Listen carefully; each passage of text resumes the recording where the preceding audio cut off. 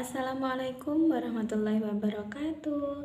Kembali lagi dengan saya Mega Kamelia untuk memenuhi tugas ilmu kalam tentang pemikiran Mu'tazilah dan Syiah.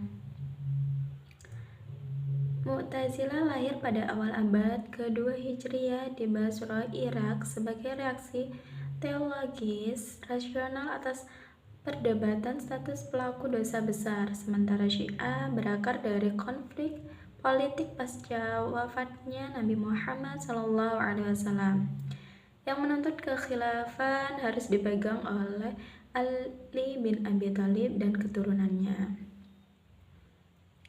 Sejarah Mu'tazilah yakni bermula ketika Wasy bin Atha 700-750 Masehi menyela jawaban Hasan al-Basri mengenai pelaku dosa besar dengan berpendapat bahwa mereka berada di antara mukmin dan kafir.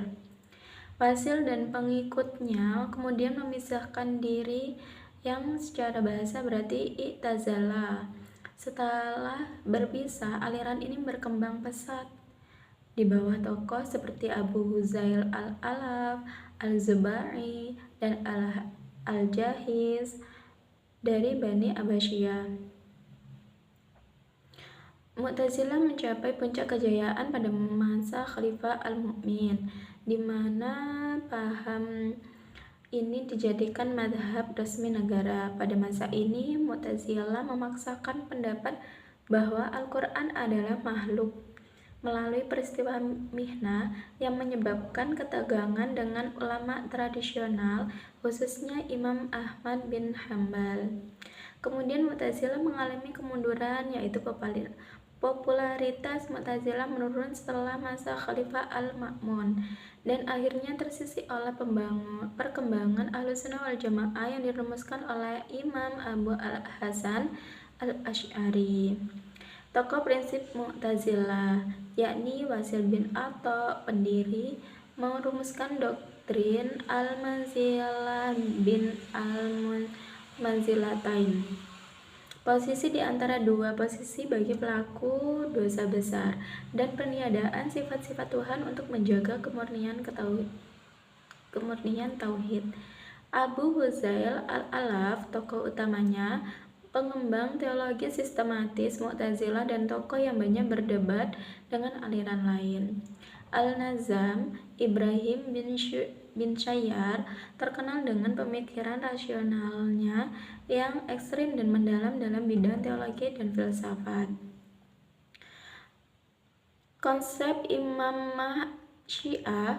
Imamah dalam Syiah adalah doktrin fundamental yang menetapkan kepemimpinan ilahi atas umat Islam setelah wafatnya Nabi Muhammad SAW, di mana imam dipilih langsung oleh Allah dan berasal dari Ahlul Bait.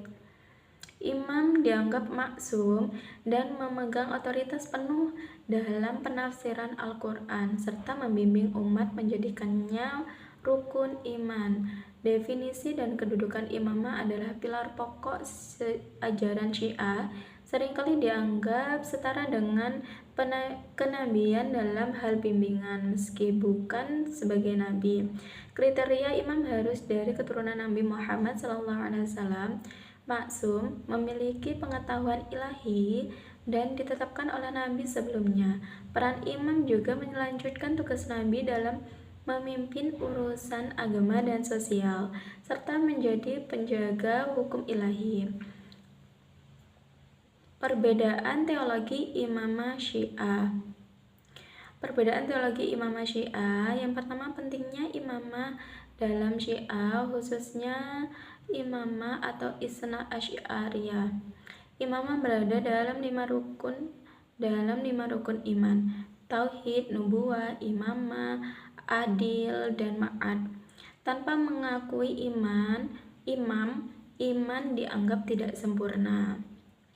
Penunjukan ilahi, yaitu imam tidak boleh dipilih oleh manusia, melainkan ditunjuk langsung oleh Allah melalui nabi atau imam sebelumnya. Ali bin Abi Thalib meyakini sebagai penerus sah pertama. Sifat imam, maksum dan berilmu. yaitu imam dianggap maksum, suci dari dosa dan salah, dan memiliki pengetahuan suci yang diturunkan dari Nabi. Yang keempat, keturunan Nabi. Imam harus berasal dari keturunan Nabi Muhammad SAW melalui jalur Fatimah dan Ali. Yang kelima dan yang terakhir, 12 imam Isna Asy'ariyah. Kelompok mayoritas Syiah meyakini 12 imam dimulai dari Ali bin Abi Thalib hingga Muhammad al-Mahdi yang diyakini masih hidup dalam ghaibah atau kegaiban. Kesimpulannya yakni Mu'tazilah dan Syiah adalah keduanya merupakan aliran teologi Islam yang sama-sama menekankan rasionalitas dan keadilan Tuhan. Namun berbeda dalam pendekatan. Mu'tazilah berfokus pada kebebasan akal, sementara Syiah berfokus pada otoritas imamah. Meskipun berbeda, keduanya sering bertemu dalam takwil ayat mutasyabihat. Baik, hanya itu yang bisa saya sampaikan. Wassalamualaikum warahmatullahi wabarakatuh.